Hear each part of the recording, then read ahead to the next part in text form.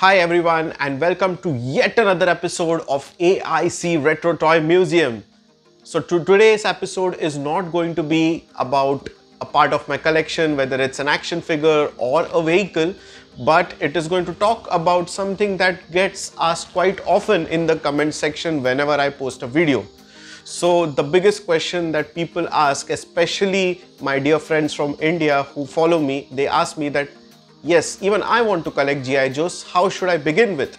And this is a question that plagues everyone who gets into this hobby. This is a question that plagued me as well. So this video is being made from a perspective of a new collector who is getting into collecting G.I. Joes. So this is made more from a perspective of a person who is not belonging to the United States of America or the US, where it is much easier to collect G.I. Joes than in other countries. So this could be more specific to a country like India, from where I belong to.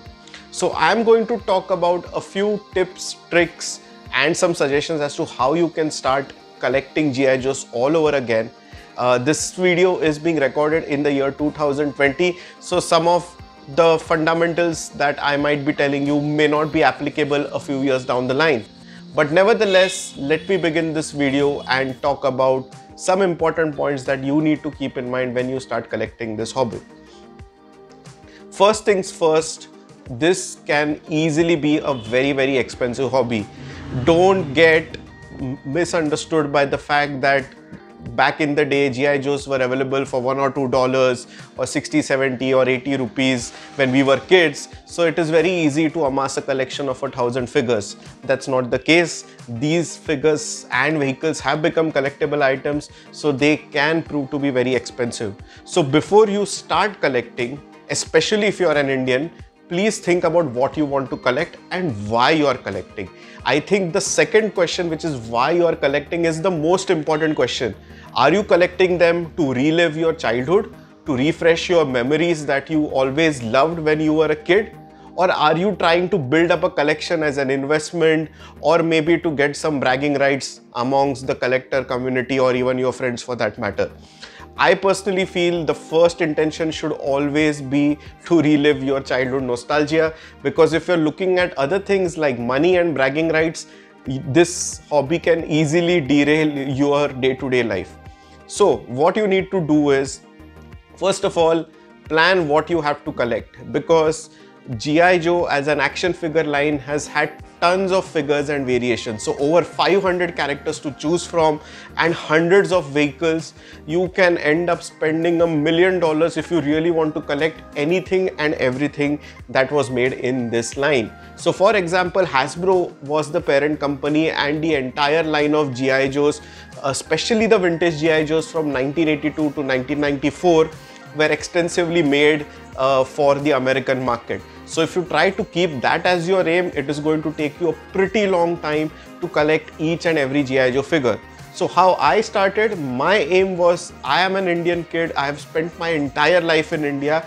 I want to focus on those figures and vehicles which either I had as a kid or I always aspired to own as a kid, because the Fun School line was much smaller in its variety compared to the international counterparts. So it is a much easier starting point if you want to get into collecting G.I. Joes. Now, the most important thing that you need to understand is that Fun School G.I. Joes are again collectible items in the international market as well. A lot of people look forward to Indian made Fun School G.I. Joes as a part of their collection, especially those collectors who have already collected each and every iteration which was available in their home country. So this becomes an easy target for them to reach out to. On the other hand, compared to the original 80s and 90s figures made by Hasbro, the Fun School variations, apart from a few rarities, are relatively much cheaper.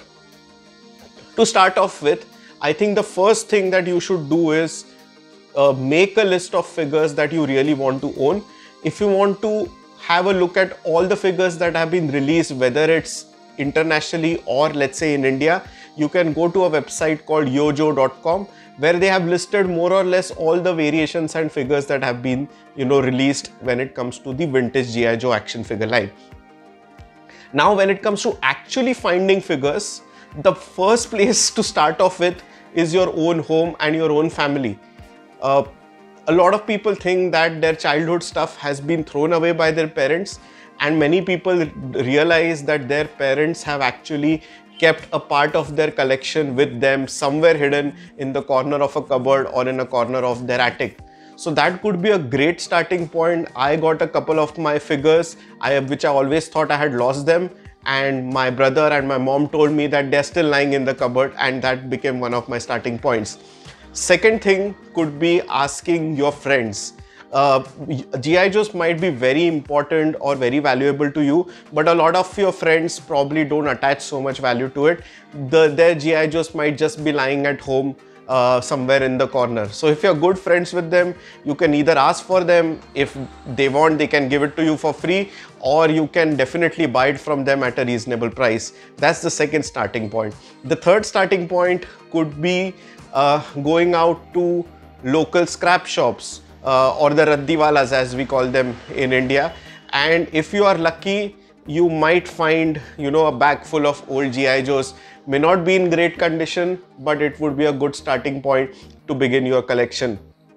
And apart from all these possibilities, the last possibility, which is very, very rare, considering now we are in 2020, but worth giving a shot, is going out to small toy shops, not the big branded retail chains, but to small toy shops, and try your luck if in case they have a GI Joe manufactured in 2010 still lying with them somewhere in stock. I think in smaller cities, smaller towns with those tiny toy shops, this could still be a possibility, although that possibility is not that applicable or not probable. Now, this is when it comes to the starting point. You have probably shortlisted the figures and the vehicles that you want to own. The most obvious thing that people try to do is they try to memorize all the figures that they had during their childhood, and they try to recollect those to begin with, or the ones that they really wanted to own. For example, the Sky Striker, which I always wanted as a kid, and every 80s and 90s kid in India always wanted to own one of these. I'll talk about this particular vehicle, one of my favorites, in a video coming later, but right now let's focus on the hobby of collecting. So now the other big question is, in case you want to own vintage GI Joes, should you own them loose? When I say loose, without their packaging, should you own them or buy them loose figures with all their weapons, or should you buy them in a sealed package or a mint on card package, or MOCs as they are called? So to start off with, to first of all build some volume into your collection, I would suggest buy loose figures first, because MOCs are something that will be very expensive to begin with. Loose figures, especially in India, they could be at 300, 400, 500 rupees, depending upon from where you buy it and in what quantity you buy them. If you are getting a chance to buy GI Joes in bulk from either a seller or from a scrap seller, like I told you, please buy them in bulk, because in the long run, it always works out to be cheaper. The other option to start your GI Joe collection right now is that if you're not hell-bent on getting the original 80s, 90s and 2000s figures, there is a GI Joe retro line that is getting released. So if you have a friend in US, or if you are alert enough on Flipkart, you can get those figures brand new. I have talked about the GI Joe retro line in India. I will try to share the link somewhere here, or you can always go to my channel and know more about it. Now, when it comes to collecting the actual figures, you can take a call whether you want to collect the Hasbro equivalent or the Fun School equivalent. The Hasbro figures are easier to find in the US. You can go on ebay.com. There are a lot of Facebook groups like GI Joe ARAH 1982-94. It's a big group. I'll try to put the links of those groups in the description, and you can get a lot of figures for sale. eBay is a safer option, but a bit more expensive option, wherein you are guaranteed protection in case a deal goes wrong. Shipping to India is not usually possible from eBay. Most sellers based out of US don't ship to India. So there are two choices that you have. Option number one is, if you have a good friend in US, you can ask their help to collect the shipments on your behalf, and whenever they are coming to India, they can easily carry it. That is option one. Option two, there are companies like myus.com where they give you a shipping address based out of US. You can get your shipments shipped to that for shipping and forwarding company like myus.com, and they will collate all the packages for you and dispatch everything together to India. Mind you, this can be expensive, it can attract customs duties, so please be mindful of all that. The other way of doing it is now coming closer to home. Now there are some really nice groups in India like G.I. Joe Collectors India. There is another group called Indian Toy Collectors. There is another group called Action Figures and Fanatics India, and I think there's also another group called the Super Indian Toy Group. So these are like 3 or 4 Facebook groups which are quite active, and there are a lot of fellow collectors buying and selling stuff. I'll not get too much into pricing because that always leads to a debate. Whatever you feel is great for you in terms of affordability or the desire for you to own it, you can definitely try owning that kind of figure. But just to give you a ballpark idea, these are 2020 prices. If I want to talk in Indian rupees, like I said, loose figures can start off anywhere between 300 to 400. And if they're complete loose figures with all their weapons, they can cost up to 1000, 2000 or even 3000 rupees depending on the rarity. On the other hand, the sealed packs, the MOCs, the Hasbro figures are very, very expensive because they have been graded and a lot of times, and they are mostly from the 80s and early 90s. On the other hand, the Wave 2 Fun School figures, a lot of the sealed packed MOCs are from the 2000s. They are relatively cheaper, but they can also cost anywhere between 1500 to 3000, 4000 rupees. There are some of these rare figures that in the international market made by India in Fun School, which can go as high as even 7, 8000 or 10,000 rupees. So the pricing varies a lot. Please don't chase behind something just because the world think it is rare. If you think that this is a figure that you really want and you have the money with you, please go ahead and spend money on that.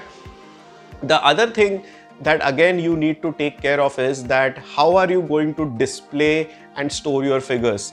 Because these are figures which are made up of plastic and they are not meant to last for generations. These were figures and toys that were meant to be played by kids. So there is a chance that the figure that you get, which is supposedly in mint condition, within a couple of days the plastic disintegrates, or the joints or the rubber O-rings that are there inside may break. So there are 2-3 ways of displaying or storing them. You can keep them in Ziploc plastic bags if they are loose figures, and keep them in a nice plastic box where you can keep them together. They will last well, they will not fade too much, or do invest in a nice display case. Either you can get it made from your local carpenter, or you can go to local furniture shops or even IKEA to get a nice display case to put them. If you are displaying them, ensure that don't display them where they are directly exposed to sunlight, extreme temperatures, because the plastic can deteriorate very, very quickly. The other question that a lot of people ask, not in my comments, but I will see this question asked in the forums, and there is a huge debate on that, whether one should buy the vintage figures or the modern figures. And these are like almost two warring factions where there is a bunch of people who absolutely hate the modern figures, but there are a lot of people who like those figures as well. So for those who don't know, from 2007, Hasbro realized that the collector market is becoming big, and they started re-releasing the popular G.I. Joe figures in a modern mold. So it had better articulation, looked slightly different, and their height was slightly more than the original vintage 1980s G.I. Joe. So the same ones are again being repackaged and being sold as the retro line in India. Now you have a look at it and you decide whether you want it or not. I have a simple philosophy. If given a chance, I will go for the vintage figures. But if I come across a figure which, for example, the Cobra bats. These figures are going at crazy prices. If you buy the original vintage figure, they are going up to $70, $80, $100 without their packaging. On the other hand, the modern versions, they look slightly different but are much cheaper than their vintage counterparts. So if you're trying to build an army of G.I. Joes where you want, hundreds of the same figure or tens of the same figure together, you can make a call and, buy the modern version of the same. The point is that, in fact, when you make a giant display, it doesn't really matter to that extent, because there is very little to distinguish between a modern and a vintage figure when you are watching it from a distance. And a lot of people like to make dioramas in their display, wherein they actually try to recreate a scene, and that's something that I really like doing when I display or play with my G.I. Joes. So it could be a great approach to have a mix of modern as well as vintage figures. So these were the few questions that people keep on asking. I think this is a hobby that is meant to be an escape from the daily hustle that we go through. People do take this hobby very, very seriously, but I would personally suggest that keep it the way in which it was originally meant to be. Let's have fun with our toys and collectibles. Let's not take them so seriously that we start fighting within the community. And if you're starting this hobby of collecting, then do follow this advice if you find it useful, and I'm sure you will have a great experience in collecting G.I. Joes all over again and reliving your childhood. So this was a long video. I hope you liked the content that was there in this video. If you have any questions, please do put them in the comment section. Like I said, in my previous videos, I respond to each and every comment that I get, and more than welcome to solve any queries that you have. In the meantime, you can also follow me on my Instagram page. My Instagram handle is AIC RTM, where I regularly post a lot of cool stuff from my collection. So this is all for today. I hope you have a great day ahead, and please do take care of yourselves. Till then, goodbye.